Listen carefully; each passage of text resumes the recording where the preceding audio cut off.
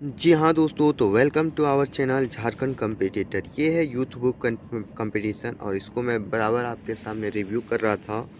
और ये पार्ट 7 है। ऑलरेडी मेरे 6 पार्ट हो चुके हैं और ये अच्छा रिस्पांस मिला है। आप लोग काफ़ी अच्छे से उसको देख रहे हैं, पढ़ रहे हैं। तो चलिए आगे इस सेशन को स्टार्ट करते हुए पार्ट 7 को आज कंप्लीट करेंगे।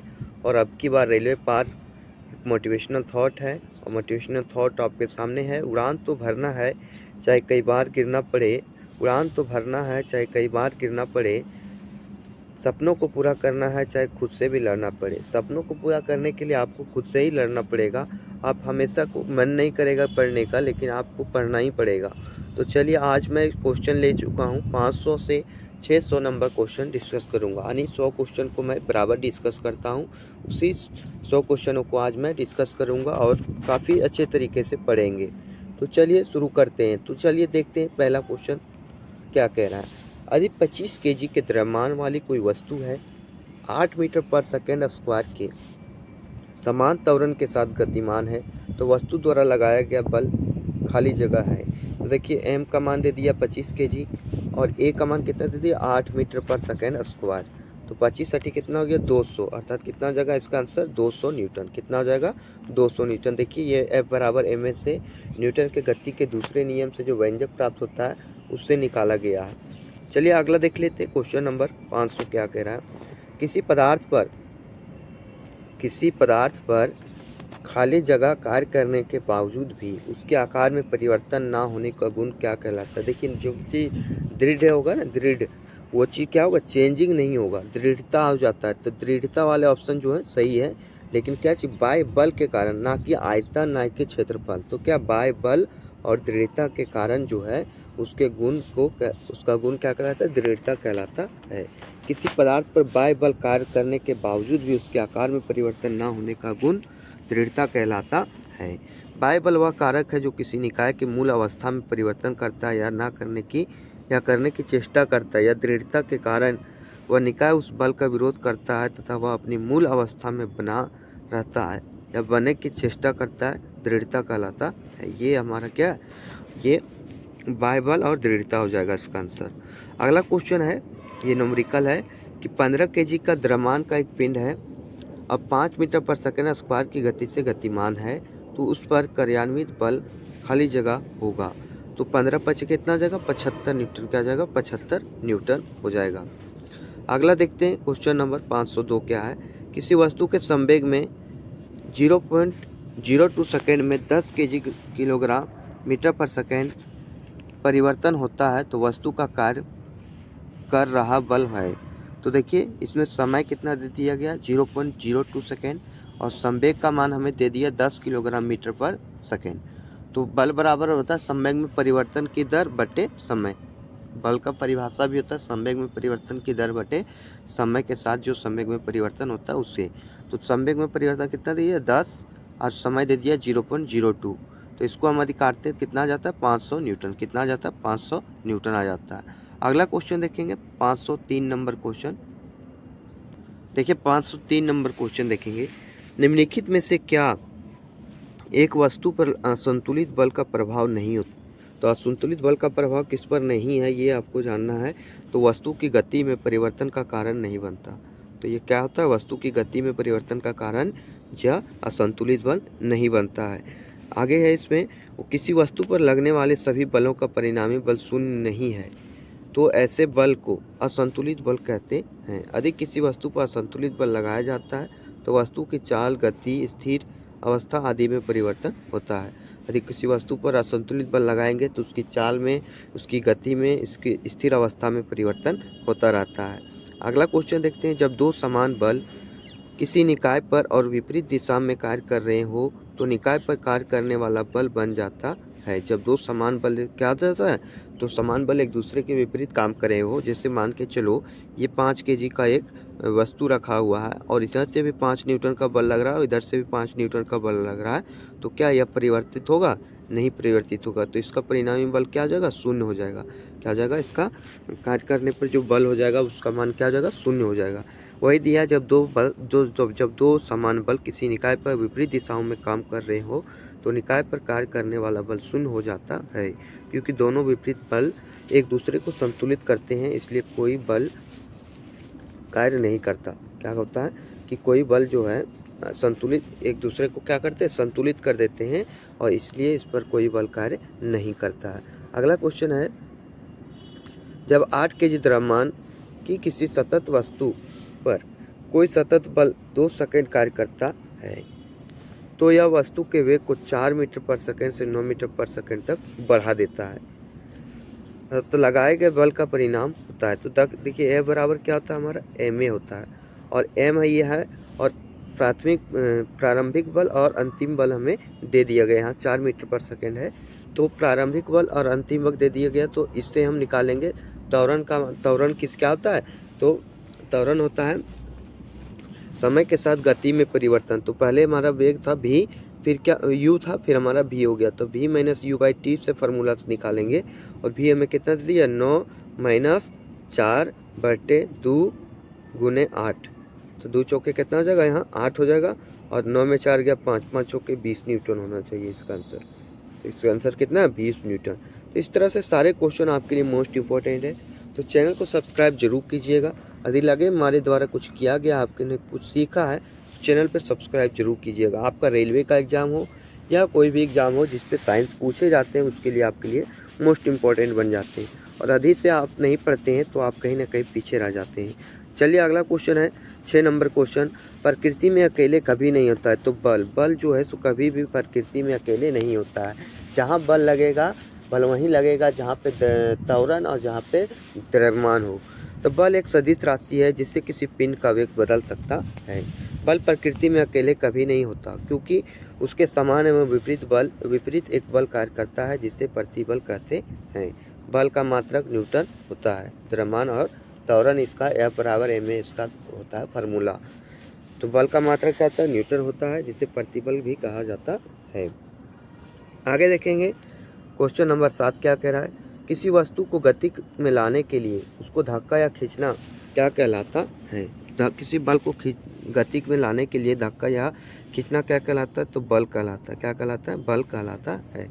किसी वस्तु को गति में लाने के लिए उसे धक्का या खिंचाव करना बल कहलाता है। उदाहरण के लिए मेज पर रखी गई वस्तु को गतिशील बनाना, दरवाजे खोलना या बंद करना, कुएं से पानी की बाल्टी को खींचना, फुटबॉल के खिलाड़ी को पेनल्टी किक लेना आदि में धक्का देना आकर्षण बल या खींचना अभिकर्षण बल पड़ता है। अतः ये सभी क्रियाएं बल को प्रदर्शित करती है। बोल रहा है कि किसी वस्तु को गति में लाने के लिए उसे धक्का देना जरूरी होता है, और अपने इस ज़िंदगी में यदि आप धक्का नहीं देते हो ना, तो कहीं ना कहीं आप पीछे रह जाते हो।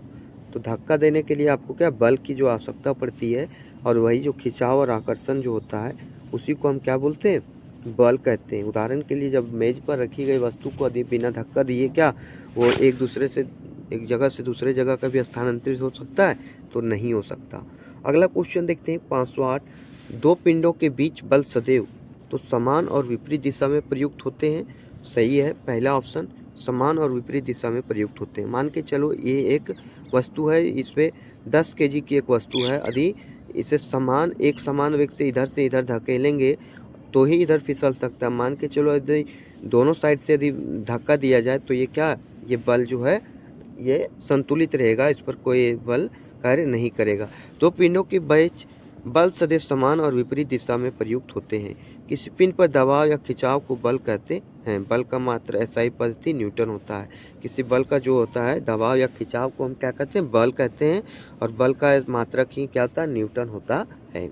चलिए आगे देखते हैं 9 नंबर क्वेश्चन क्या कह रहा है, खाली जगह दो वस्तुओं के मध्य परस्पर क्रिया होती है। दो वस्तुओं के मध्य परस्पर क्रिया होती है, तो बल के जो क्रियाएं होती है बल में, तो दो वस्तुओं के बीच परस्पर क्रियाएं होती है। बल वह बाह्य कारक है जो किसी वस्तु को प्रारंभिक अवस्था में परिवर्तन करता है या परिवर्तन करने की चेष्टा करता है। जो किसी बाहरी वस्तु को क्या करता है, परिवर्तन करता है या परिवर्तन करने की चेष्टा करता है, बल कहलाता है। बल एक क्या, सदिश राशि, बल का जो है सदिश राशि है। इसका SI मात्रक न्यूटन होता है। SI मात्रक क्या, न्यूटन है। न्यूटन के प्रथम नियम को गैलीलियो का नियम या जड़त्व का नियम भी कहते हैं। न्यूटन के प्रथम नियम को क्या चाहिए, गैलीलियो का नियम या तो फिर जड़त्व का नियम भी कहते हैं, ये आप ध्यान रखेंगे। अगला क्वेश्चन देखते हैं। नेक्स्ट क्वेश्चन क्या कह रहा है, निम्न परिस्थितियों में किसमें कार्य नकारात्मक बल द्वारा किया जा गया है। कार्य नकारात्मक बल द्वारा किसमें किया गया है, तो ये किया गया है जब कोई वस्तु बल की विपरीत दिशा में स्थानांतरित होती है। जब कोई वस्तु क्या होती है, बल की विपरीत दिशा में स्थानांतरित होती है। बल वह बाह्य कारक है जो किसी वस्तु को विराम अथवा गति की अवस्था में परिवर्तन करता है या परिवर्तन करने के प्रयास करता है। नकारात्मक बल वह है जो कोई वस्तु बल के विपरीत दिशा में स्थानांतरित होती है। नकारात्मक बल क्या है, जब कोई वस्तु विपरीत दिशा में स्थानांतरित होती है उसे नकारात्मक बल हम कहते हैं। आगे क्वेश्चन देखेंगे, 11 नंबर क्वेश्चन, ठोस सतह पर किसी भी वस्तु पर सामान्य दिशा में लगाए गए बल को क्या कहते हैं। ठोस सतह पर जो किसी वस्तु पर सामान्य दिशा में किसी वस्तु पर लगाए गए बल को क्या कहेंगे, तो इसे हम कहेंगे सामान्य बल। क्या कहेंगे, सामान्य बल कहेंगे। जो सामान्य दिशा में लगाया गया जो बल है उसी को हम सामान्य बल कहेंगे। चलिए इसके बारे में थोड़ा जान लेते हैं। बल वह बाह्य कारक है जो किसी वस्तु की विराम अथवा गति की अवस्था में परिवर्तन करता है या करने का प्रयास करता है। ठोस सतह द्वारा किसी भी वस्तु पर सामान्य दिशा में लगाए गए बल को सामान्य बल कहते हैं। ठोस वस्तु पर जो बल लगाया जाता है उसी को हम क्या कहते हैं, सामान्य बल कहते हैं। अगला खींचने का एक उदाहरण है। खींचने का एक उदाहरण है, ये पूछा गया क्वेश्चन है और काफ़ी इंपॉर्टेंट क्वेश्चन है, 512 नंबर क्वेश्चन। तो ये इसका आंसर है ध्वज फहराना। क्या है, ध्वज फहराना इसका आंसर है। ध्वज यदि आप फहराते हैं तो क्या हम ध्वज को खींचते हैं, इससे आप याद रख सकते हैं। खींचना एक प्रकार का बल है, खींचना भी एक प्रकार का बल है। जब हम कोई चीज़ खींचते हैं तो बल क्या होती है, एक जगह से दूसरे जगह स्थानांतरित होती है। वस्तु एक जगह से दूसरे जगह स्थानांतरित होती है। अतः हम कह सकते हैं खींचने का एक उदाहरण है ध्वज फहराना, जो किसी वस्तु को कर्ता के समीप लाता है। जो किसी वस्तु को क्या करता है, कर्ता के समीप लाता है। जैसे ध्वज फहराना, गुरुत्वाकर्षण सभी बलों में होता है। सभी बलों में क्या होता है ये आपको बताना है। तो इसमें क्या होता है, परिमाण और दिशा दोनों होता है। बल में क्या होता है, परिमाण और दिशा दोनों होता है, इसलिए इसे हम क्या कहते हैं, सदिश राशि बल के वो क्या कहते हैं, सदिश राशि कहते हैं। बल वह बाह्य कारक है जो किसी वस्तु की प्रारंभिक अवस्था में परिवर्तन करता है या परिवर्तन करने की चेष्टा करता है। बल का ऐसा मात्रक न्यूटन है, यह एक सदिश राशि। बल का ऐसा मात्रक क्या, न्यूटन है और यह एक सदिश राशि है। बल निम्नलिखित प्रकार के होते हैं, जैसे घर्षण बल, अभिकेंद्रीय बल, चुंबकीय बल, गुरुत्वाकर्षण बल। ये सारे बल जो हैं ये हमारे बल के प्रकार हैं। आगे क्वेश्चन देखते हैं। एक कार, देखिए न्यूमेरिकल आया है। एक कार है जो 72 किलोमीटर प्रति घंटे की गति से चल रही है।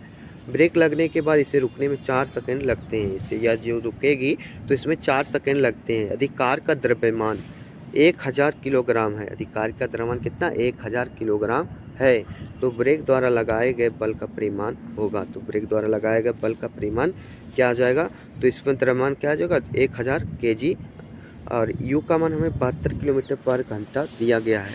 समय हमें 4 सेकंड दिया गया और अंतिम वेग हमारा 0, अंतिम वेग हमें दिया नहीं गया। तो बल के बराबर हमें बल का मान निकालना है। तो u बराबर, u को पहले हम क्या करेंगे, इसको मीटर पर सेकंड में बदलेंगे। तो 72 गुने 5/18 से भी हम बदल सकते थे। तो 18 चौक 72 यानी 5 चौके 20 मीटर पर सेकंड इसका आंसर हो गया। सॉरी, आंसर नहीं हो गया, इसका प्रारंभिक वेग हो गया।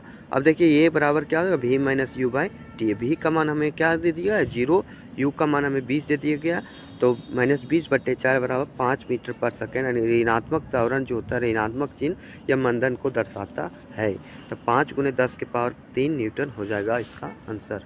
F बराबर m से, और m का मान हमें 10 के पावर 3 दे दिया गया और a का मान हमें 5 मीटर पर सेकेंड दिया गया है। देखिए मंदन को हम ऋणात्मक भले लिख सकते हैं लेकिन अब पढ़ नहीं सकते हैं, उसे दर्शा नहीं सकते, उसे दर्शाना नहीं है।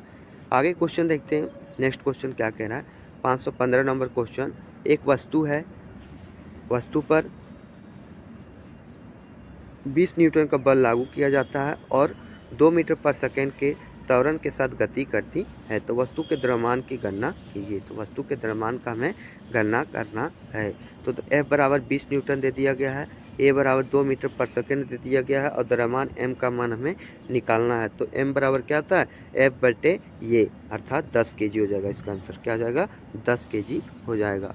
अगला क्वेश्चन देखते हैं। 16 नंबर क्वेश्चन क्या कह रहा है, किसी वस्तु पर कार्य करने वाले गुरुत्व बल को खाली जगह के रूप में जाना जाता है? गुरुत्व बल को किस में भार के रूप में जाना जाता है? गुरुत्व बल को किस रूप में जाना जाता है? सॉरी, ये सब चीज़ें जिसे रोका नहीं जा सकता है। तो गुरुत्व बल को किस रूप में जाना जाता है? तो भार के रूप में जाना जाता है। भार एक प्रकार का बल है जो पृथ्वी द्वारा किसी वस्तु पर लगाया जाता है। इसका संबंध गुरुत्वाकर्षण बल से है। जो भार का संबंध है किससे? गुरुत्वाकर्षण बल से है। पृथ्वी गुरुत्वाकर्षण के कारण प्रत्येक वस्तु को अपनी ओर खींचती है, जिससे उस पर एक बल कार्य करने लगता है, उसे गुरुत्वीय बल कहते हैं। कोई वस्तु कार्य करने लगता है उससे क्या कहते हैं हम लोग? गुरुत्वीय बल कहते हैं। इस प्रकार किसी वस्तु पर लगने वाला गुरुत्वीय बल ही उसका भार कहलाता है। इस प्रकार हम कह सकते हैं कि उस पर लगने वाला गुरुत्वीय बल ही उसका भार कहलाता है। यदि किसी वस्तु का द्रव्यमान m हो तो भार बराबर क्या था? W बराबर mg। W बराबर क्या हो जाएगा?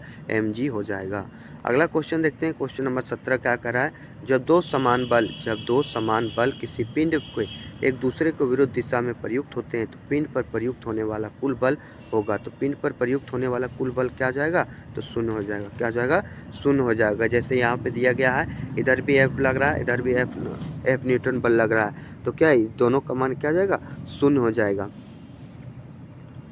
अगला क्वेश्चन देखते हैं। 18 नंबर क्वेश्चन क्या कह रहा है? कोई वस्तु सतत चाल से गति करती है जब इस पर कोई बल ना लग रहा हो। जो इस पर कोई बल नहीं लग रहा है तो वह वस्तु क्या कर रही है? तो कोई बल जो है ना लग रहा तो वह सतत चाल से चल रही है।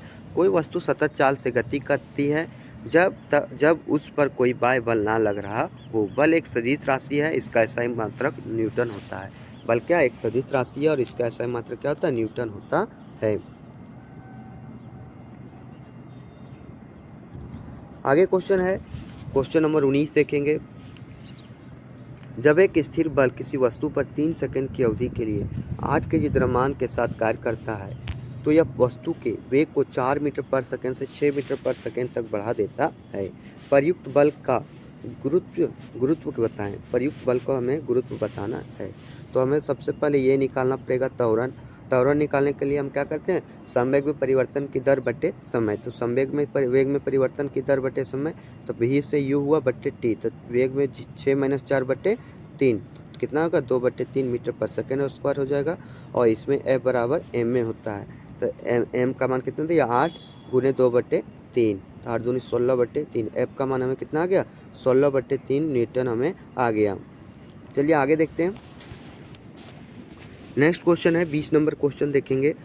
100 kg द्रव्यमान वाली एक वस्तु को 6 सेकंड में 5 मीटर पर सेकंड से हमें कितना 17 मीटर पर सेकंड के वेग से एक समान रूप से त्वरित किया जा गया है, तो वस्तु पर लगाए गए बल का परिमाण क्या हो जाएगा? जस्ट सेम क्वेश्चन है। सबसे पहले ये हम निकालेंगे तो ये बराबर क्या हो जाएगा? 17 - 5/2। तो 17 - 5/2 कितना गया? 12। 12/2 यानी कितना जाएगा इसका? सॉरी, समय दे दिया गया हमें 6 सेकेंड, तो 12/6 हो जाएगा। तो 6 दूना 12। ए का मान हमें 2 आ गया। तो बल का परिमाण निकालना तो F बराबर m में 100 × 2 बराबर कितना जाएगा? 200 न्यूटन। कितना जाएगा? 200 न्यूटन इसका आंसर हो जाएगा। चलिए अगला क्वेश्चन देखते हैं। क्वेश्चन नंबर 521 अर्थात 21 नंबर क्वेश्चन को हम देखेंगे। अब देखिए रेखीय संवेग से आने वाले क्वेश्चनों को हम देखेंगे। ये मोस्ट इम्पोर्टेंट है, आप शालीनता से पढ़ते जाएँ। और इसका यदि PDF आप चाहते हैं तो कमेंट बॉक्स में मैं टेलीग्राम का लिंक दे दूंगा, आप उससे जाके इसका PDF भी ले सकते हैं। और अभी से तैयारी में लग जाइए क्योंकि वैकेंसी कम है और बहुत ज़्यादा फॉर्म गिर चुके हैं। आगे है 14 kg द्रव्यमान और 28 मीटर पर सेकेंड के वेग वाले पिंड का संवेग कितना होगा? तो संवेग बराबर क्या था? मास गुने वेलोसिटी अर्थात द्रव्यमान गुने द्रव्यमान गुने वेग। तो 14 × 28 इसका आंसर हो जाएगा। 392 किलोग्राम मीटर पर सेकेंड इसका आंसर है। इसको गुना कीजिएगा तो 392 आ जाएगा। अगला क्वेश्चन देखते हैं। नेक्स्ट क्वेश्चन क्या कह रहा है? द्रव्यमान और वेग के गुणनफल को क्या कहते हैं? अब भी मैंने बताया द्रव्यमान और वेग के गुणनफल को हम क्या कहते हैं? संवेग कहते हैं। किसी वस्तु के द्रव्यमान तथा वेग के गुणनफल को उस वस्तु का संवेग कहते हैं। अर्थात संवेग बराबर होता है द्रव्यमान गुने वेग। संवेग बराबर क्या था? द्रव्यमान गुने वेग। यह एक सदिश राशि है और इसका SI मात्रक किलोग्राम मीटर पर सेकेंड है। यह क्या? एक सदिश राशि है, इसका SI मात्रक क्या है? किलोग्राम मीटर पर सेकेंड है। अगला है द्रव्यमान और वेग के गुणनफल कहलाते हैं, तो संवेग कहलाते हैं। द्रव्यमान और वेग के गुणनफल क्या कहलाते हैं? संवेग कहलाते हैं। फिर क्वेश्चन है, देखिए बराबर ये क्वेश्चन जो है आपके कहीं ना कहीं रेलवे एग्जाम में पूछे गए हैं। द्रव्यमान और वेग के गुणनफल को क्या कहते हैं? संवेग कहते हैं। द्रव्यमान और वेग के गुणनफल को क्या कहते हैं? संवेग कहते हैं। अगला क्वेश्चन है, एक वस्तु का द्रव्यमान 85 किलोग्राम है और वेग 60 मीटर पर सेकेंड है, तो वस्तु का संवेग क्या हो जाएगा? तो डायरेक्ट बताते हैं, संवेग बराबर क्या था? मास गुने वेलोसिटी। तो मास समय कितने? 85 गुने 60, 85 गुने 60। तो 85 गुने 60 को हम बनाएंगे तो कितना आ जाएगा इसका आंसर? तो 5100 किलोग्राम मीटर पर सेकेंड हो जाएगा। कितना हो जाएगा? 5100 किलोग्राम मीटर पर सेकेंड इसका आंसर हो जाएगा। अगला क्वेश्चन देखते हैं, 26 नंबर क्वेश्चन क्या कह रहा है? m/2 द्रव्यमान की कोई वस्तु जिसका वेग 2 भी है, संवेग क्या हो जाएगा? तो संवेग बराबर क्या होता है? mv। संवेग बराबर क्या होता है? mv हो जाता है। और m का मान क्या दे दिया? 1/2m और v का मान 2। p बराबर क्या हो जाएगा? mv हो जाएगा। p बराबर क्या हो जाएगा? mv हो जाएगा। संवेग बराबर क्या होता है? द्रव्यमान गुने वेग। संवेग बराबर क्या होता है? द्रव्यमान गुने वेग। संवेग बराबर द्रव्यमान गुने वेग। किसी वस्तु के द्रव्यमान व वेग के गुणनफल को संवेग कहते हैं। किसी वस्तु के द्रव्यमान और वेग के गुणनफल को क्या कहते हैं? संवेग कहते हैं।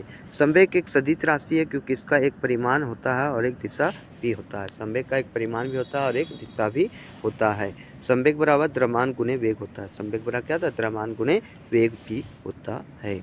अगला क्वेश्चन देखेंगे, 528 नंबर क्वेश्चन, 80 के द्रव्यमान वाली एक वस्तु 60 मीटर पर सेकेंड वेग के साथ गतिमान है, वस्तु में उत्पन्न संवेग कितना होगा? तो संवेग बराबर क्या था? द्रव्यमान गुने वेग।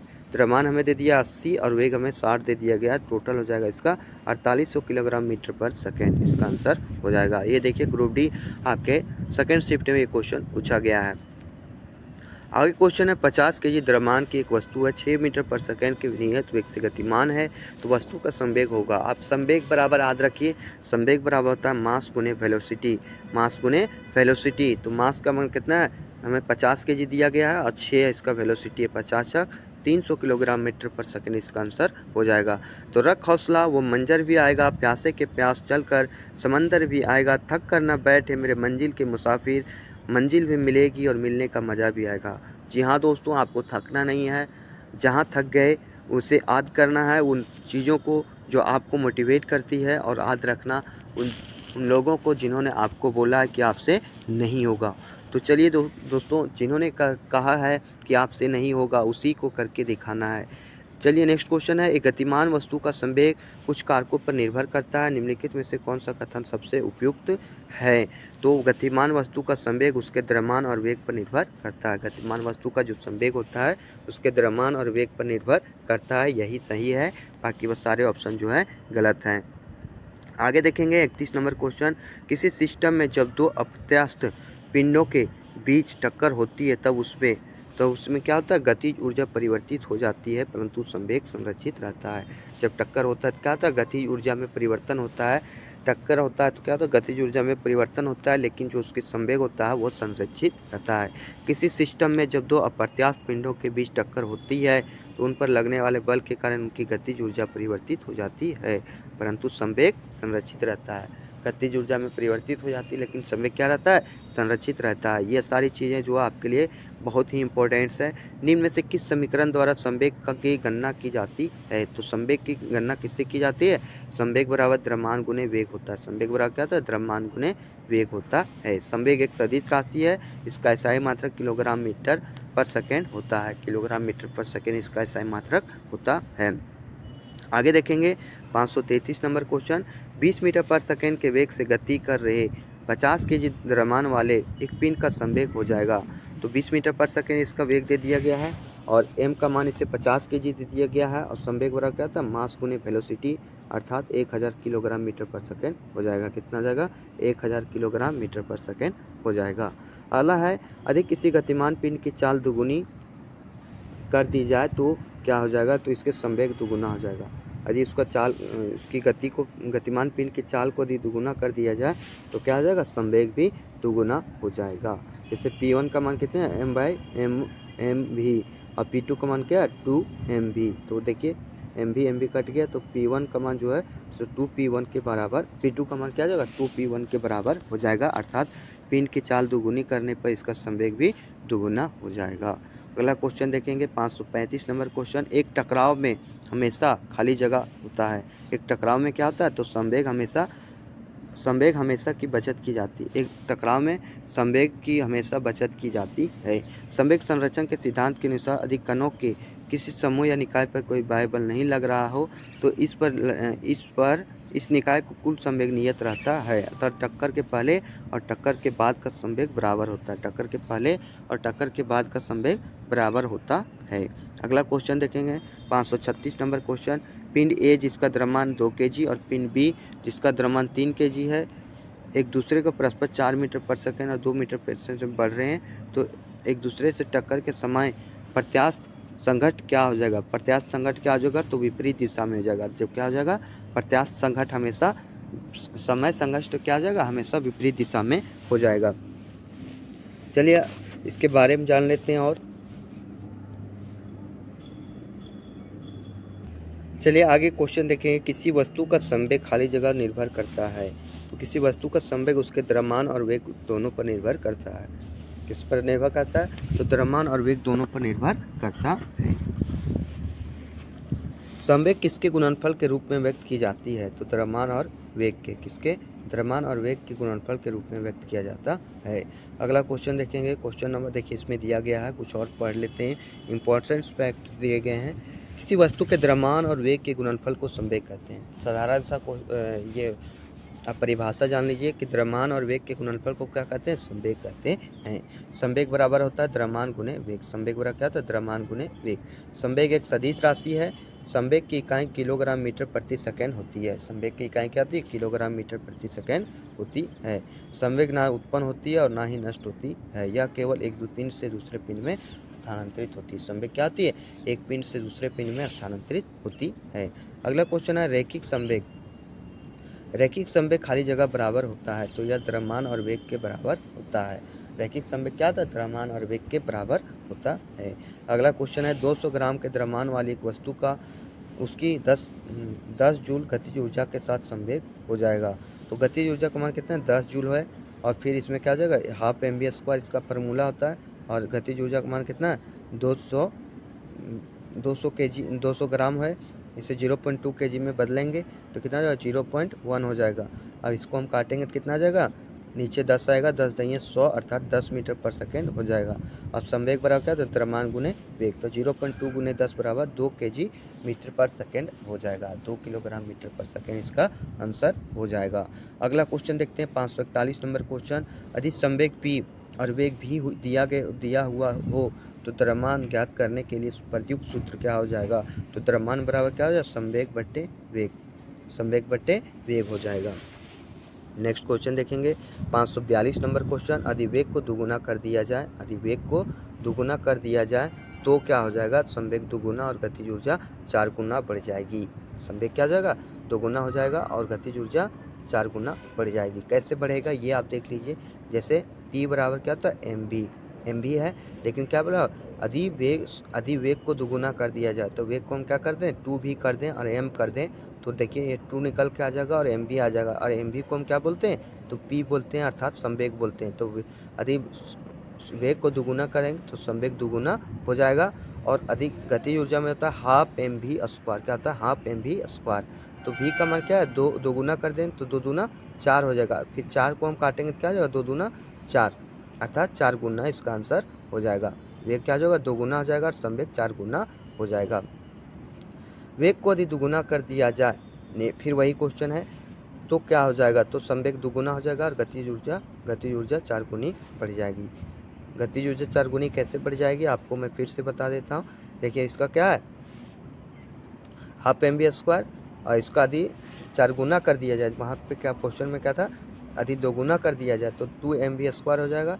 तो 2 दूने 4 अर्थात 2 गुना वेग को 2 गुना कर दिया जाए तो संवेग 2 गुना और गतिज ऊर्जा 4 गुना हो जाएगा। चलिए आगे देखते हैं। 50 kg द्रव्यमान वाली वस्तु 2 मीटर पर सेकंड के साथ गतिमान है, तो वस्तु में निहित संवेग हो जाएगा। तो वस्तु में निहित संवेग क्या हो जाएगा? 20 kg मीटर पर सेकंड हो जाएगा। कितना हो जाएगा? 20 kg मीटर पर सेकंड इसका आंसर हो जाएगा। 2 गुने 10 बराबर 20 किलोग्राम मीटर पर सेकेंड इसका आंसर हो जाएगा। अगला क्वेश्चन है 545 नंबर क्वेश्चन। एक हल्के और एक भारी पिंड की गतिज ऊर्जा समान है। एक हल्का है और एक भारी है, उसकी पिंड की गतिज ऊर्जा समान है। इनमें से किसका संवेग अधिक होगा? तो किसका संवेग अधिक होगा? तो भारी पिंड का संवेग अधिक होगा। जो चीज़ें जितनी भारी होती है उसका संवेग उतना ज़्यादा होता है। ये आप कान में बैठा के रख लीजिए, आप कहीं ध्यान में रख लीजिए। तो भारी पिंड का द्रव्यमान m1 तथा हल्के पिंड का द्रव्यमान m2 है। भारी पिंड का द्रव्यमान क्या m1 है और हल्के पिंड का द्रव्यमान m2 है। m1 जो है बड़ा है m2 से, तो भारी पिंड की गतिज ऊर्जा हल्के पिंड की गतिज ऊर्जा दोनों को यदि हम लेते हैं तो क्या हो जाएगा, हाफ हाफ पे कट जाएगा, m1 m2 हो जाएगा, p1 जो हो जाएगा क्या हो जाएगा, बड़ा हो जाएगा। अब देखिए संवेग खत्म हो गया। अब संवेग संरक्षण के नियम से हम देखेंगे आने वाले क्वेश्चनों को। किसी रॉकेट का उड़ान भरना द्वारा समझा जा सकता है तो इसे संवेग संरक्षण का नियम के साथ समझा जा सकता है। संवेग संरक्षण के नियम से हम कैसे ही किसी रॉकेट का उड़ान भरना हम समझ सकते हैं। रॉकेट का उड़ान संवेग संरक्षण के सिद्धांत पर आधारित है। इस नियम के अनुसार यदि कणों के किसी समूह या निकाय पर कोई बाह्य बल नहीं लग रहा हो तो उस निकाय का कुल संवेग नियत रहता है। उस निकाय का कुल संवेग क्या रहता है? नियत रहता है। अर्थात टक्कर के पहले और टक्कर के बाद का संवेग बराबर होता है। टक्कर के पहले और टक्कर के बाद का संवेग क्या आता है? बराबर होता है। अगला क्वेश्चन देखेंगे, क्वेश्चन नंबर 47 क्या कह रहा है? रॉकेट खाली जगह का सिद्धांत पर कार्य करता है तो रॉकेट संवेग संरक्षण के सिद्धांत पर कार्य करता है। फिर है रॉकेट खाली जगह कार्य करता है तो संवेग संरक्षण के सिद्धांत पर कार्य करता है। रॉकेट संवेग संरक्षण के सिद्धांत पर कार्य करता है। निम्न में से किस सिद्धांत के अनुसार कोई रॉकेट अंतरिक्ष में कार्य करता है? तो यह संवेग संरक्षण के लिए सिद्धांत पर कार्य करता है। किस पर कार्य करता है? संवेग संरक्षण के सिद्धांत पर कार्य करता है। अगला क्वेश्चन है, एक सेल के विस्फोट के बाद कई टुकड़े अलग अलग दिशाओं में उड़ जाते हैं। एक सेल जब विस्फोट होता है तो कई अलग अलग टुकड़ों यानी दिशाओं में उड़ जाते हैं। इस स्थिति में क्या संरक्षित रहता है? तो संवेग संरक्षित रहता है। इस स्थिति में क्या होता है? संवेग संरक्षित रहता है। किसी एक सेल के विस्फोट के बाद कई टुकड़े अलग अलग दिशाओं में उड़ जाते हैं। इस स्थिति में परिणामी बल का मान शून्य होता है तो उसमें संवेग संरक्षित रहता है। इसमें संवेग क्या होता है? संरक्षित होता है। अगला क्वेश्चन है, 2 किलोग्राम की एक पिस्तौल है से 150 मीटर पर सेकंड के वेग से के साथ एक 30 ग्राम की एक गोली क्षैतिज रूप से चलाई जाती गई है तो पिस्तौल का प्रतिष्ठित वेग क्या हो जाएगा? तो m1 v1 बराबर m2 v2 इसका वेग है। अब देखिए पहला इसका वेग है m1 दो और v1 है, फिर बराबर m2 v2 का दूसरा संवेग हमें दे दिया गया है 4.5 दे दिया गया है। तो v1 का मान निकालेंगे तो कितना आएगा? 2.2 मीटर पर सेकेंड। यहाँ वेग दागी गई गोली के विपरीत दिशा में होगी अर्थात प्रतिरक्षित वेग -2.25 मीटर पर सेकेंड होगा। इसका आंसर क्या होगा? -2.25 मीटर पर सेकेंड होगा। अगला क्वेश्चन देखेंगे 52 नंबर क्वेश्चन।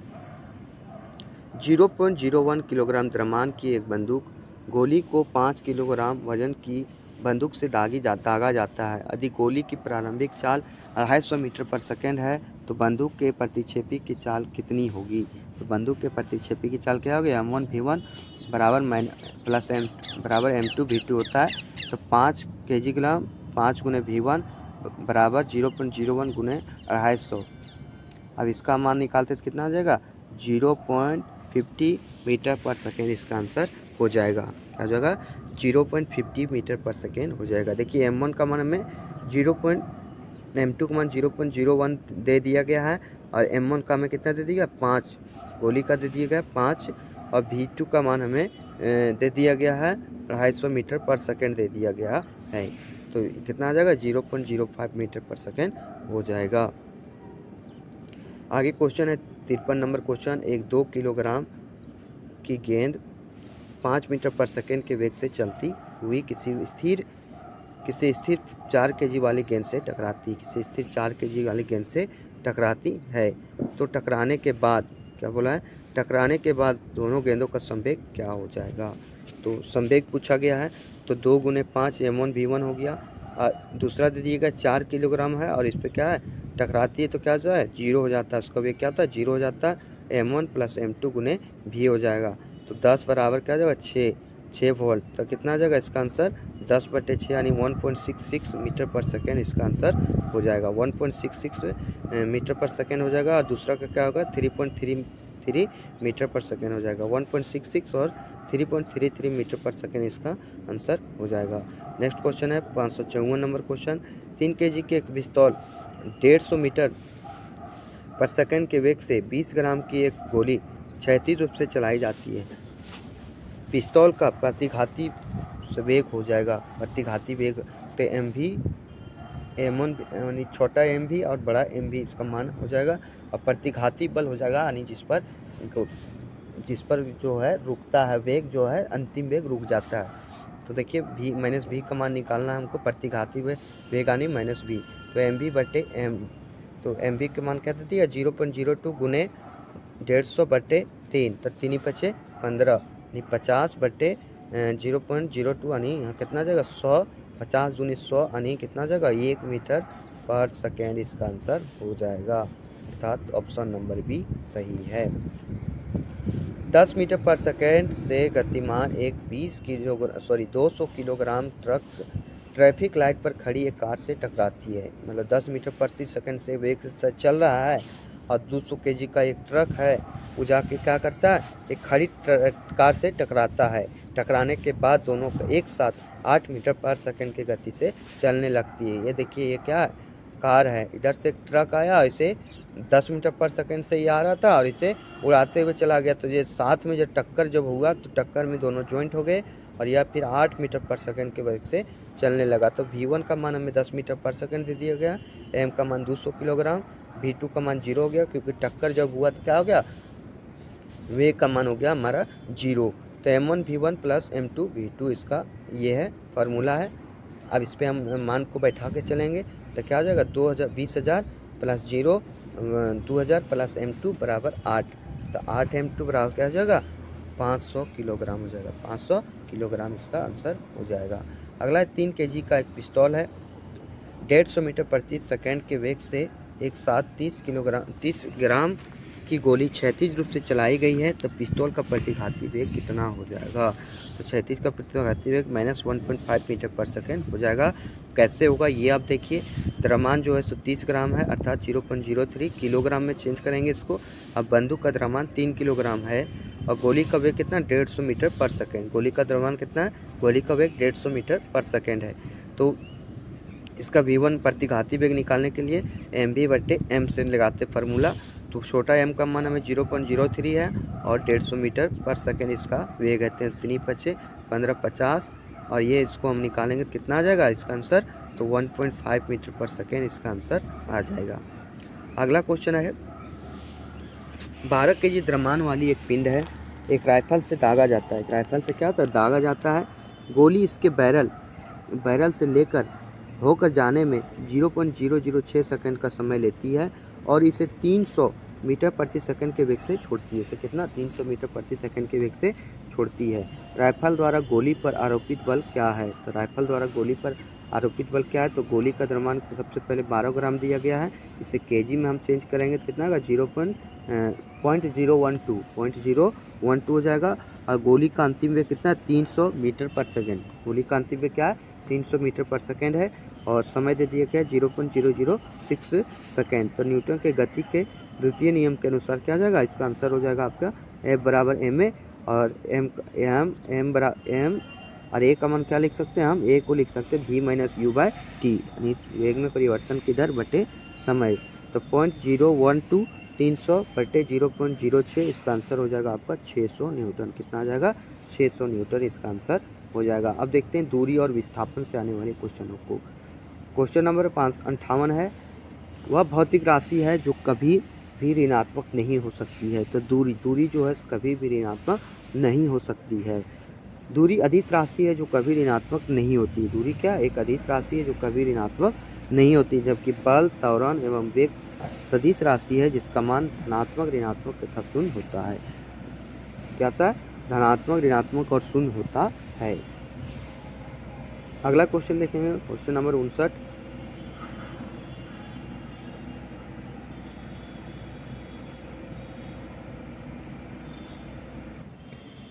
नंबर क्वेश्चन है खाली जगह का उपयोग एक वस्तु की समग्र गति का वर्णन करने और किसी दिए गए समय पर इसकी प्रारंभिक स्थिति के संदर्भ में अंतिम स्थिति का पता लगाने के लिए किया जाता है। तो दूरी और विस्थापन का उपयोग किया जाता है। जब कोई वस्तु एक बिंदु P से दूसरे बिंदु Q तक किसी पथ से होते हुए गति करती है तो इसके विस्थापन का परिमाण उन दो बिंदुओं के मध्य न्यूनतम दूरी होगी। दूरी और विस्थापन का उपयोग एक वस्तु की समग्र गति का वर्णन करने और किसी दिए गए समय पर इसकी प्रारंभिक स्थिति के संदर्भ में अंतिम स्थिति का पता लगाने के लिए किया जाता है। जब कोई वस्तु एक बिंदु P से दूसरे बिंदु Q तक किसी भी पथ से होते हुए गति करती है तो इसका विस्थापन परिमाण उन दोनों वस्तुओं के मध्य न्यूनतम दूरी होती है। क्या होती है? न्यूनतम दूरी होती है। दूरी और विस्थापन का उपयोग एक वस्तु की समग्र गति का वर्णन करने और किसी दिए गए समय पर इसकी प्रारंभिक स्थिति के संदर्भ में अंतिम स्थिति का पता लगाने के लिए किया जाता है। तो ये हमारा है। और दूरी जो होती है हमारी बड़ी होती है, लेकिन छोटी दूरी को क्या बोलते हैं? शॉर्ट डिस्टेंस को हम विस्थापन कहते हैं। वेग और समय के गुणनफल प्रदान करता है। तो वेग और समय के गुणनफल विस्थापन प्रदान करता है। वेग और समय के गुणनफल को विस्थापन कहते हैं। वेग और समय के गुणनफल को क्या कहते हैं? विस्थापन कहा जाता है।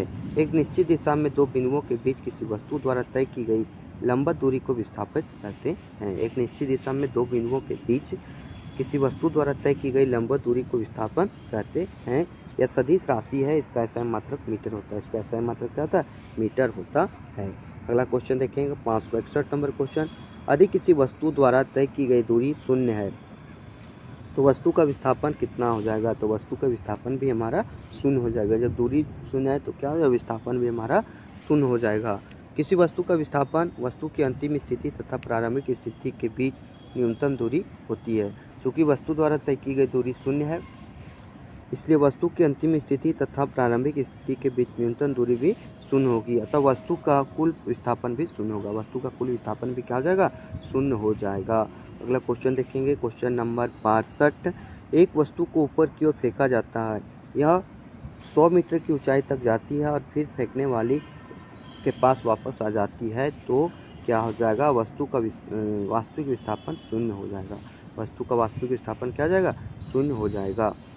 जब कोई वस्तु एक बिंदु P से दूसरी बिंदु O तक किसी भी पथ से होते हुए गति करती है तो एक विस्थापन का परिमाण उन दो बिंदुओं के मध्य की न्यूनतम दूरी होगी। विस्थापन एक सदिश राशि है। जब एक वस्तु के ऊपर फेंका जाता है तो यह 100 मीटर की ऊंचाई तक जाती है और फेंकने वाले के पास वापस आ जाती है। वस्तु का वास्तविक विस्थापन शून्य है। वस्तु का वास्तविक विस्थापन क्या है? शून्य है। अगला क्वेश्चन देखेंगे 63 नंबर क्वेश्चन। अब चाल और वेग से आने वाले क्वेश्चनों को हम देखेंगे। चाल और वेग से भी अच्छे क्वेश्चन आपको देखने को मिलेंगे एग्जाम में। जब एक पर्यवेक्षक के सापेक्ष समय के साथ वस्तु की स्थिति लगातार बदलती जाती है तो वस्तु की स्थिति लगातार बदलती जाती है तो कहा जाता है कि वह गतिशील है। क्या कहा जाता है? कि वह गतिशील है। जब एक पर्यवेक्षक सापेक्ष समय के साथ वस्तु की स्थिति लगातार बदलती जा रही है तो कहा जाता है कि वह वस्तु गतिशील है। उदाहरण स्वरूप यदि नाव पर बैठकर किसी वस्तु नदी को पार कर रहे हैं तो हम नाव के सापेक्ष विरामावस्था में नाव के सापेक्ष कहाँ है? विरामावस्था में है, क्योंकि नाव के सापेक्ष समय के साथ साथ हमारी स्थिति में कोई परिवर्तन नहीं हुआ है। साथ साथ क्या हमारी स्थिति में कोई परिवर्तन नहीं हुआ है। परंतु जब हम नदी के किनारे को देखते हैं तो हम कह सकते हैं कि हम गति की अवस्था में हैं, क्योंकि नदी के किनारे के सापेक्ष समय के साथ हमारी स्थिति बदलती है। नदी के किनारे क्या होता है? सापेक्ष समय के साथ हमारी स्थिति बदलती है। चलिए नेक्स्ट क्वेश्चन देखेंगे 64 नंबर क्वेश्चन। एक चालक है, समान गति से कार को चलाता है और 60 सेकंड में 288 मीटर की दूरी तय करता है तो गति ज्ञात करें। तो गति बटे चाल बराबर क्या है? दूरी बटे समय। दूरी कितना है? 288 बटे 60 यानी 4.8 मीटर पर सेकेंड इसका आंसर हो जाएगा। कितना हो जाएगा? 4.8 मीटर पर सेकेंड इसका आंसर हो जाएगा। अगला है किरण 90 मीटर लंबे पुल में तैरती है। 90 मीटर लंबे पुल में तैरती है एक छोर से दूसरे छोर तक और फिर वहां से फिर वापस उसी सीधे पथ पर तैर कर वह 2 बार 360 मीटर की दूरी तय करती है। तो किरण का औसत वेग क्या हो जाएगा? तो किरण का औसत वेग 0 मीटर पर सेकेंड हो जाएगा। क्योंकि किरण जहाँ से चलती है वहीं वापस आ जा रही है, अतः विस्थापन शून्य होगा, इसलिए औसत वेग हमारा क्या हो जाएगा, शून्य हो जाएगा। जहाँ विस्थापन शून्य वहाँ औसत वेग शून्य हो जाएगा। अगला क्वेश्चन देखेंगे 66 नंबर क्वेश्चन, और याद रखिएगा अगला क्वेश्चन है किसी वस्तु का त्वरण इसके वेग में प्रति इकाई समय में हुआ परिवर्तन है। किसी वस्तु का त्वरण जो है इसके वेग में प्रति इकाई समय में हुआ परिवर्तन है। किसी वस्तु की स्थिति बदलने को दर को वेग कहते हैं। किसी वस्तु की स्थिति बदलने की दर को क्या कहते हैं, वेग कहते हैं। वेग एक सदिश राशि है उसमें, क्योंकि इसमें परिमाण और दिशा दोनों होते हैं। जबकि किसी वस्तु के वेग में परिवर्तन की दर को त्वरण कहते हैं।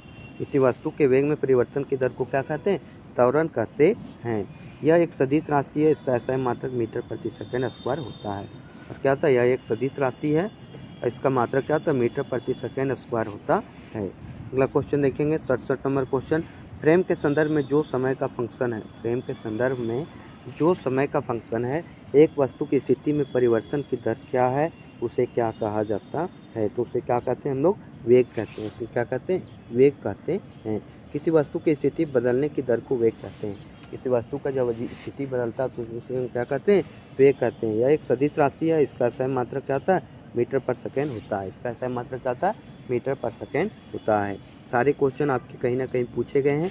चैनल पे नए होंगे, लगे कि हमारे द्वारा आपने कुछ सीखा तो चैनल को सब्सक्राइब जरूर कीजिएगा। नेक्स्ट क्वेश्चन देखेंगे 68 नंबर क्वेश्चन, समय के साथ किसी वस्तु का वेग दिखाने वाले ग्राफ को कहा जाता है। तो ये कहा जाता है वेग समय ग्राफ। क्या कहा जाता है, वेग समय ग्राफ। समय के साथ किसी वस्तु को वेग दिखाने वाले ग्राफ को वेग समय ग्राफ कहा जाता है। क्या कहते हैं, वेग समय ग्राफ कहते हैं। समय के साथ वेग, यानी समय और वेग दिया तो वेग समय ग्राफ हो जाएगा। नेक्स्ट क्वेश्चन देखेंगे 69 नंबर क्वेश्चन, औसत चाल और औसत वेग वस्तु की गति दर्शाता है। तो औसत चाल और औसत वेग दिए गए समय के अंतराल के दौरान होता है, दिए गए समय के अंतराल होता है। इसके बारे में थोड़ा और भी कुछ पढ़ लेंगे। चाल के बारे में जान लेंगे। जब कोई वस्तु एकांक समय अंतराल में जितनी दूरी तय करती है उस वस्तु की चाल कहलाती है। उस वस्तु की क्या कहलाती है, चाल कहलाती है। चाल बराबर क्या होता है, दूरी बटे समय। चाल बराबर क्या होता है, दूरी बटे समय। वेग क्या कहता है, कोई वस्तु एकांक समांतराल में वह जितनी विस्थापित होती है उस वस्तु का वेग कहते हैं, अर्थात वेग बराबर विस्थापित बटे समय अंतराल। चाल और वेग की परिभाषा से स्पष्ट है, अतः चाल और वेग की परिभाषा से स्पष्ट है। औसत चाल और औसत वेग दिए गए समय अंतराल के दौरान उस वस्तु की गति दर्शाती है, उस वस्तु की गति को दर्शाती है। नेक्स्ट क्वेश्चन देखेंगे, एक भीड़ भाड़ वाली सड़क पर एक बस की गति, खाली जगह का एक उदाहरण है। एक बस की गति असमान है। एक भीड़ भाड़ वाली जगह पर गति क्या होती है, असमान होती है, कोई एक फिक्स गति उसकी नहीं होती है। एक भीड़ भाड़ वाली सड़क पर चलती हुई बस असमान गति का उदाहरण है। असमान गति में वेग समय के साथ साथ परिवर्तित होता है। इसका मान विभिन्न समय बिंदुओं पर भिन्न भिन्न होते हैं। इसका वेग जो होता है, इसका मान जो होता है विभिन्न समय बिंदुओं पर भिन्न भिन्न होते हैं। चाल दूरी समय का सही संबंध क्या है, तो चाल बराबर क्या होता है, दूरी बटे समय। चाल बराबर क्या होता है, दूरी बटे समय, ये इसका सही संबंध है। अगला क्वेश्चन देखते हैं, यह एक अदिश राशि है, इसका SI मात्रक मीटर पर सेकेंड है। इसका SI मात्रक क्या है, मीटर पर सेकेंड है। अगला क्वेश्चन है, तत्कालिक वेग और औसत वेग तब बराबर होते हैं जब वस्तु क्या होता है, वस्तु शून्य त्वरण हो। जब वस्तु में क्या हो, शून्य त्वरण हो। तत्कालिक वेग और औसत वेग तब बराबर होते हैं जब वस्तु में शून्य त्वरण हो। जब वस्तु में क्या, शून्य त्वरण होगा तो तत्कालिक वेग और औसत वेग बराबर होते हैं। किसी वस्तु के वेग में परिवर्तन की दर को त्वरण कहते हैं। इसका मात्रक मीटर प्रति सेकंड स्क्वायर होता है। यह एक सदिश राशि, यह क्या है, एक सदिश राशि है और इसे क्या कहते हैं, तो वेग में परिवर्तन की दर को त्वरण कहते हैं। अगला क्वेश्चन देखते हैं, क्वेश्चन नंबर 23, विस्थापन के परिवर्तन के दर को कहा जाता है। विस्थापन के परिवर्तन का दर को वेग कहते हैं। विस्थापन के परिवर्तन दर को वेग कहते हैं। विस्थापन के परिवर्तन दर को वेग कहा जाता है। इसका SI मात्रक मीटर प्रति सेकेंड अथवा LT-1 होता है। यह एक सदिश राशि है। विस्थापन क्या है, ये हमारा वेग क्या है, ये हमारा एक सदिश राशि है। नेक्स्ट क्वेश्चन है, विस्थापन के परिवर्तन की दर को क्या कहते हैं। विस्थापन के परिवर्तन की दर को वेग कहते हैं। क्या कहते हैं, विस्थापन के परिवर्तन की दर को वेग कहते हैं।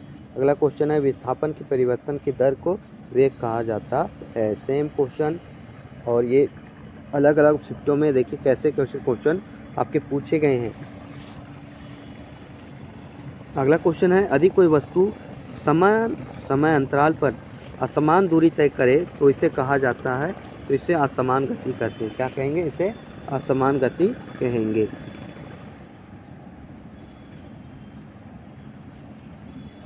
वही दिया गया है, जब कोई वस्तु समान समय अंतराल में समान दूरी तय नहीं करती है तो इस गति को असमान गति कहा जाता है। असमान गति का दूरी समय ग्राफ एक वक्र रेखा में होता है। क्या होता है? असमान गति का दूरी समय ग्राफ एक वक्र रेखा में होता है। अगला क्वेश्चन देखेंगे, 77 नंबर क्वेश्चन, किसी निर्दिष्ट दिशा में किसी वस्तु की गति को कहा जाता है, किसी वस्तु की गति को वेग कहा जाता है। किसी वस्तु की गति को क्या कहते हैं हम लोग? वेग कहा जाता है। गति करती हुई जब कोई वस्तु इकाई समय में किसी निश्चित दिशा में जितनी दूरी तय करती है उसे उस वस्तु का वेग कहते हैं। वेग एक सदिश राशि है जिसका मात्रक मीटर प्रति सेकेंड होता है। वेग धनात्मक, ऋणात्मक या शून्य हो सकता है। वेग क्या होता है? धनात्मक भी हो सकता है, ऋणात्मक भी हो सकता है और शून्य भी हो सकता है। अगला क्वेश्चन देखेंगे, 78 नंबर क्वेश्चन नंबर 28 है, निम्न में से कौन सी मात्रा चाल के साथ इसकी गति निर्दिष्ट करती है? तो चाल की मात्रा जो है इसकी गति के साथ निर्दिष्ट करती है, उसे हम वेग कहते हैं। क्या कहते हैं? वेग कहते हैं। भौतिक मात्रा वेग चाल के साथ साथ किसी वस्तु की गति को भी निर्दिष्ट करती है।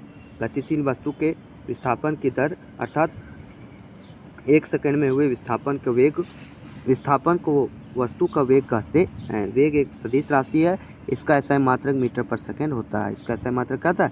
मीटर पर सेकेंड होता है। अगला क्वेश्चन देखते हैं, एक निश्चित दिशा में बढ़ रही वस्तु की गति को वैज्ञानिक शब्दावली में किस पद के रूप में जाना जाता है? तो वेग के रूप में जाना जाता है। किसके रूप में जाना जाता है? वेग के रूप में जाना जाता है। किसी निश्चित दिशा में बढ़ रही वस्तु की गति को वैज्ञानिक शब्दावली में वेग कहा जाता है। यह एक सदिश राशि है। वेग क्या? हमारा एक सदिश राशि है जो विस्थापन पर निर्भर करती है, जबकि चाल एक अदिश राशि है। जबकि चाल क्या है? एक अदिश राशि है जो दूरी पर निर्भर करती है। जो किस पर निर्भर करती है? दूरी पर निर्भर करती है। वेग का मात्रक मीटर पर सेकेंड होता है। वेग का मात्रक क्या होता है? मीटर पर सेकेंड होता है। अगला क्वेश्चन देखेंगे, 80 नंबर क्वेश्चन, समय के साथ विस्थापन में परिवर्तन की दर को कहा जाता है, तो वेग कहा जाता है। विस्थापन में परिवर्तन की दर को वेग कहा जाता है। किसी वस्तु का एकांक समय में निश्चित दिशा में तय की गई विस्थापन और समय के साथ वस्तु के विस्थापन में परिवर्तन की दर को वेग कहते हैं। वेग सदिश राशि है, इसका एसआई मात्रक मीटर पर सेकेंड होता है। इसका एसआई मात्रक क्या होता है? मीटर पर सेकेंड होता है। आगे क्वेश्चन देखेंगे, 81 नंबर क्वेश्चन, किसी कोण से फेंके जाने पर कोई वस्तु स्वार्थिक दूरी तक प्रक्षेपित होती है, तो वह 45 डिग्री कोण पर यदि हम कोई चीज़ को फेंकते हैं तो वो वस्तु क्या होती है? सबसे ज़्यादा दूरी पर तय करती है। जैसे आर बराबर क्या होता है? u² sin 2 थीटा बटे जी। यहाँ थीटा का मान कितना लेंगे? 45 डिग्री लेंगे, तो क्या हो जाएगा? इसका मान जो होगा स्वार्थिक हो जाएगा। और आर मैक्स करने के लिए हमें क्या 45 डिग्री पर फेंका जाएगा। किसी प्रक्षेप का प्रक्षेप वक्र या पथ होता है। प्रक्षेप वक्र या पथ क्या होता है? तो परवलय होता है। क्या होता है? परवलय होता है। प्रक्षेप गति का वह रूप है जिसके द्वारा किसी वक्र या वस्तु को पृथ्वी की सतह के निकट क्षैतिज से किसी कोण पर प्रक्षेपित किया जाता है। प्रक्षेप के पथ को प्रक्षेप वक्र कहा जाता है। प्रक्षेप के वक्र को क्या कहते हैं? प्रक्षेप के पथ को क्या कहते हैं? प्रक्षेप वक्र भी कहा जाता है। प्रक्षेप पथ परवलयाकार होता है। प्रक्षेप पथ कैसा होता है? परवलयाकार होता है। चलिए अगले क्वेश्चन देखेंगे, त्वरण से आने वाले क्वेश्चनों को देखेंगे। वेग में परिवर्तन या लगने वाले समय खाली जगह होते हैं तो त्वरण होते हैं। क्या होते हैं? त्वरण होते हैं। किसी पिंड के वेग में परिवर्तन की दर को त्वरण कहते हैं। यह एक सदिश राशि है, इसका मात्रक मीटर प्रति वर्ग मीटर स्क्वायर होता है। तो त्वरण बराबर क्या होता है? वेग में परिवर्तन की दर बटे समय। वेग में परिवर्तन की दर बटे समय को हम क्या कहते हैं? त्वरण कहते हैं। आगे क्वेश्चन देखते हैं, 84 नंबर क्वेश्चन, यदि 5 सेकेंड में किसी कार का वेग 5 मीटर प्रति सेकेंड से बढ़ाकर 10 मीटर प्रति सेकेंड हो जाए तो उसका त्वरण कितना होगा? तो त्वरण बराबर क्या, अंतिम वेग माइनस प्रारंभिक वेग बटे समय। तो 10 माइनस 5 बटे 5 कितना आ जाएगा इसका, 1 मीटर प्रति वर्ग मीटर प्रति वर्ग सेकंड हो जाएगा इसका आंसर।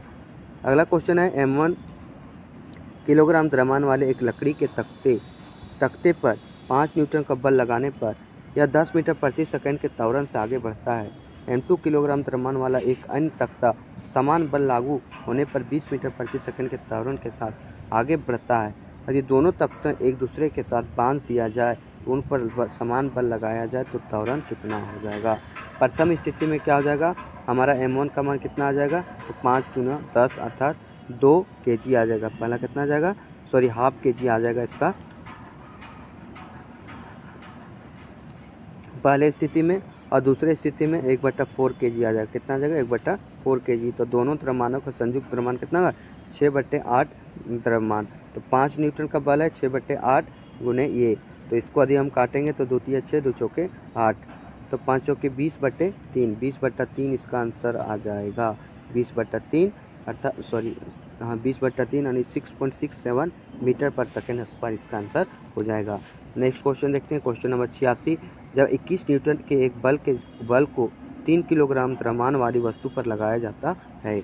21 न्यूटन का एक बल है, 3 किलोग्राम द्रव्यमान वाली वस्तु पर लगाया जाता है, तो उत्पन्न त्वरण कितना होगा। तो उत्पन्न त्वरण 1 बराबर 21 न्यूटन, m बराबर 3 kg, a बराबर वाट, a बराबर ma, तो 3 सत्ती 21, 7 मीटर पर सेकेंड इसका आंसर हो जाएगा। कितना हो जाएगा, 7 मीटर पर सेकेंड इसका आंसर हो जाएगा। नेक्स्ट क्वेश्चन है, वेग में परिवर्तन की दर को कहा जाता है। वेग में परिवर्तन की दर को त्वरण कहा जाता है। क्या कहते हैं, त्वरण कहते हैं। यदि 10 किलोग्राम द्रव्यमान वाली किसी वस्तु पर 20 न्यूटन बल लगाया जाता है तो त्वरण कितना हो जाएगा। तो त्वरण का मान कितना हो जाएगा, तो त्वरण का मान हो जाएगा आपका a बराबर F/m अर्थात 20/10 अर्थात 2 मीटर पर सेकेंड इसका आंसर हो जाएगा। कितना हो जाएगा, 2 मीटर पर सेकेंड इसका आंसर हो जाएगा।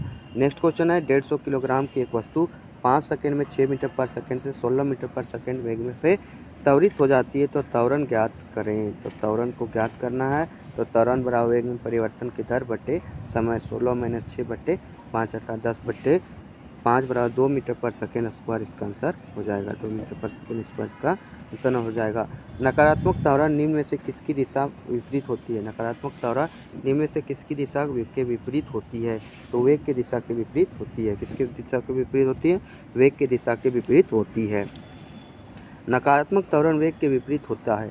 किसी वस्तु के वेग के बराबर समांतरालों में बराबर परिवर्तन होने की स्थिति में त्वरण एक समान रहता है।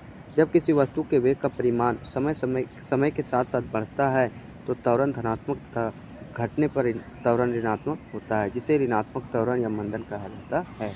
इसे ऋणात्मक त्वरण या मंदन कहा जाता है। चलिए अगला क्वेश्चन देखेंगे, क्वेश्चन नंबर 91 नंबर। एक समान तल वाली सीधी सड़क पर नियत त्वरण पर दौड़ने वाली कार के संबंध में इनमें से कौन सा कथन सत्य है। तो कार का वेग निरंतर बदल रहा है। कार का वेग क्या निरंतर बदल रहा है। यदि कोई पिंड या कार नियत त्वरण से गति कर रहा है तो उसके वेग में निरंतर परिवर्तन होता रहेगा। यदि पिंड नियत वेग से गति कर रहा है तो उसका त्वरण शून्य होगा, क्योंकि वेग परिवर्तन की समय दर को त्वरण कहा जाता है। यह एक सदिश राशि है। यह क्या है, एक सदिश राशि है। अगला क्वेश्चन देखेंगे, 92 नंबर क्वेश्चन। जब कोई वस्तु एक समान गति से गति कर रही है तो इसका त्वरण क्या हो जाएगा। तो इसका त्वरण क्या हो जाएगा, तो शून्य हो जाएगा। किसी वस्तु के वेग में परिवर्तन की दर को त्वरण कहते हैं। इसका मात्रक होता है, इसका मात्रक मीटर प्रति सेकंड स्क्वायर होता है। यह एक सदिश राशि है। जब कोई वस्तु एक समान गति से गति कर रही हो तो उसका त्वरण हमेशा शून्य होता है। उसका त्वरण क्या होता है, हमेशा शून्य होता है, क्योंकि वस्तु की गति समय के सापेक्ष स्थिर रहती है। क्योंकि वस्तु का जो गति होता है वह जो होता है समय के सापेक्ष स्थिर होता है। चलिए अगला देखते हैं, अगला क्वेश्चन क्या करा है। एक कार का वेग 5 सेकंड में 18 किलोमीटर प्रति घंटे से 36 किलोमीटर प्रति घंटे तक समान रूप से बढ़ता है, तो कार के त्वरण की गणना करें। तो कार त्वरण बराबर वेग में परिवर्तन की दर बटे समय अंतराल। तो 36 माइनस 18 बटे क्या हो जाएगा, 5। तो 18 से 18 कट जाएगा और 5/5 अर्थात 1 मीटर पर सेकेंड स्क्वायर इसका आंसर हो जाएगा। क्या आ जाएगा, 1 मीटर पर सेकेंड स्क्वायर इसका आंसर हो जाएगा। अगला क्वेश्चन देखते हैं 594 नंबर क्वेश्चन। एक कार का वेग 10 सेकंड में 18 किलोमीटर प्रति घंटा से 72 किलोमीटर प्रति घंटा तक समान रूप से त्वरित बढ़ता है तो कार के त्वरण की गणना करें। तो त्वरण बराबर क्या होता है? वेग में परिवर्तन की दर बटे समय v minus you by T, अर्थात v का मान कितना दे दिया 72 माइनस 18 बटे, देखिए ये दोनों को क्या किया है मीटर प्रति सेकंड में चेंज किया, सॉरी देखिए मीटर प्रति सेकंड में चेंज किया गया तो कितना आ गया 5 मीटर पर सेकंड, ये आ गया 20 मीटर पर सेकंड, तो ये आ गया 20 माइनस 5 बट्टे 10 अर्थात 1.5 मीटर पर सेकंड स्क्वायर इसका आंसर हो जाएगा। 30 किलोग्राम द्रव्यमान के एक लोहे के गोले का व्यास 10.5 किलोग्राम द्रव्यमान के एक एल्युमिनियम के गोल के व्यास के बराबर है। दोनों गोले को एक साथ खड़ी चट्टान से गिराया जाता है। जब वे भूमि से 10 मीटर की दूरी पर हो तो उनका खाली जगह होगा, तो उनका त्वरण क्या जाएगा समान हो जाएगा, इसका त्वरण क्या जाएगा समान हो जाएगा। 30 किलोग्राम द्रव्यमान के एक लोहे के गोले का व्यास 10.5 किलोग्राम द्रव्यमान के एक एल्युमिनियम के गोले के व्यास के बराबर है। दोनों गोले को एक साथ खड़ी चट्टानों से गिराया जाता है। जब वह भूमि से 10 मीटर की दूरी पर हो तो उनका त्वरण समान होगा, उसका त्वरण क्या जाएगा समान हो जाएगा। अगला क्वेश्चन देखेंगे 96 नंबर क्वेश्चन क्या कह रहा है। शून्य त्वरण का अर्थ है, शून्य त्वरण का अर्थ क्या है? वस्तु का वेग स्थिर होता है। वस्तु का वेग क्या होता है? स्थिर होता है। वस्तु का वेग स्थिर होता है। Next question number 97। धनात्मक त्वरण का अर्थ क्या है? तो धनात्मक त्वरण का अर्थ है किसी गतिशील वस्तु के वेग 1 सेकंड में, किसी गतिशील वस्तु का वेग जो होता है 1 सेकंड में होने वाली वृद्धि और वेग परिवर्तन के धनात्मक दर को त्वरण कहते हैं। यदि वेग बढ़ता है तो त्वरण धनात्मक माना जाता है। यदि वेग बढ़ता है तो क्या होता है? यदि वेग बढ़ता है तो त्वरण धनात्मक माना जाता है। एक समान वेग से चलती किसी वस्तु का त्वरण खाली जगह होगा तो शून्य होगा। एक समान वेग से चलती किसी वस्तु का त्वरण क्या हो जाएगा? तो शून्य हो जाएगा। अगला क्वेश्चन देखेंगे। किसी वस्तु के वेग में परिवर्तन की दर को त्वरण कहते हैं। किसी वस्तु के वेग में परिवर्तन की दर को क्या कहते हैं? त्वरण कहते हैं। क्योंकि वस्तु एक समान वेग से चल रही है तो वस्तु के वेग में कोई परिवर्तन नहीं हो रहा है, अतः वस्तु का त्वरण शून्य होगा। वस्तु का त्वरण क्या होगा? शून्य होगा। आगे है त्वरण की विमा। त्वरण की विमा क्या हो जाएगा? तो यह हो जाएगा LT-2। त्वरण की विमा क्या होगा? LT-2। अगला देखते हैं 600 नंबर क्वेश्चन क्या करा है। स्थिर अवस्था से प्रारंभ होने पर सुनील की कार 10 सेकंड में 20 मीटर प्रति सेकंड के वेग से प्राप्त कर लेता है, तो कार का त्वरण ज्ञात कीजिए। तो कार का त्वरण बराबर वेग में परिवर्तन बटे समय, तो 20/10 अर्थात 2 मीटर पर सेकंड स्क्वायर इसका आंसर हो जाएगा। कितना हो जाएगा? 2 मीटर पर सेकंड स्क्वायर इसका आंसर हो जाएगा। तो हमने कुल टोटल 100 क्वेश्चनों को हल किया। तो यहाँ तक पहुँच गए हैं और लग रहा हो कि हमने आपके लिए कुछ किया है, तो चैनल को सब्सक्राइब जरूर कीजिएगा, लाइक कीजिएगा और कमेंट जरूर कीजिएगा, ताकि हमें भी लगे कि मेरे द्वारा जो बताया गया चीज़ है वो आपको पसंद आया। धन्यवाद। जय हिंद, जय भारत, जय झारखंड, जोहार झारखंड। और सबको पढ़ें, सब बढ़ें और छोटे को प्यार और बड़े को सम्मान जरूर कीजिए। धन्यवाद।